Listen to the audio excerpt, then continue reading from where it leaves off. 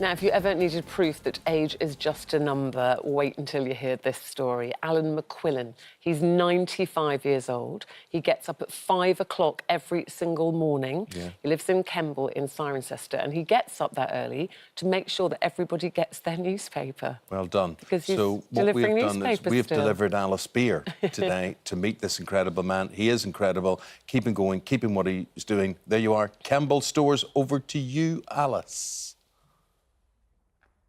Good morning, Eamonn. Good morning, Ruth. Yes, it is an honour to introduce you to my new friend. That's Liberty calling you that, isn't it? I met Alan McQuillin about an hour ago, and already I completely admire him and, of course, adore him. And I know you are going to too when you hear his story. So, Alan, as they've just said, you are the sprightly young Paperboy for the village of Kemble. Yes. Correct. Yes. And you are coming up to 96 years old, which is incredible. Now, 5 o'clock in the morning doesn't exist for most people. Talk me through your morning. Well, I get up at 5 o'clock. I usually wake up before the alarm goes off, downstairs, 2 cups of tea, out of the door. Little whiskey? No, whiskey's for later on in the day. OK, clear that up first. Out to the door, into the car, down to the shop, sort out the newspapers, and then Cam, who's the postmaster and the owner of the shop, gives me my bundle. I put my bundle in my car and drive off. So you poodle off round the village in your car, and how many deliveries do you make? There's about 15 deliveries, most of them houses, but there's one in a bus stop where we put a big pile of papers, which people come and pick up from the bus stop. Now, at 50-something, sometimes I get in and out the car once, and I have a bit of a, ooh. Yeah. You're doing that 14 or 15 times of a morning, every single morning. Yeah. No aches, no pains, no grumbles. Well, there's a bit of stiffness now and again, but you've got to expect it. Days off sick? You're often calling up, Cam, I can't make it. No, only once, which was last year, and that was when the weather was very bad. And my knees decided to pack up moving. So now one of your knees, I understand, is 16, and the other one is... One's 9 and the other's 8. 2 false knees. OK, well, Eamonn's got 2-year-old hips, so you're in good company there, I think. So what is it, why is it so important for you to be working? I presume you don't need to work. You could be sitting at home pootling, couldn't you? I don't need to work, but I need to do something to keep on going. When you get to a certain age and you sit in your chair all day, eventually that'll be it. But I don't want to think about the eventually yet. I want to keep on going for as long as I can. And I'm sure that job is as important to the village as it is to you in the village. Not many of them are up at that time in the morning, but you get a nice cup of tea at the end of it, don't you? Yeah, from Marion in Ewan.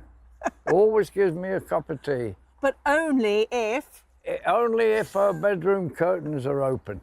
It's a bit of a sign. Bedroom curtains open, come on in for a cup of tea, which is lovely. And you put the worlds to right. You moan about the politicians. Oh, certainly, yeah.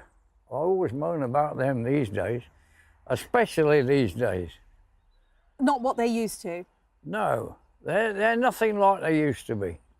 Now, talking about what used to be, before the newspaper job, you were a farmer, so up milking the cows early. And before, I just have to share this with Eamonn and Ruth and our viewers.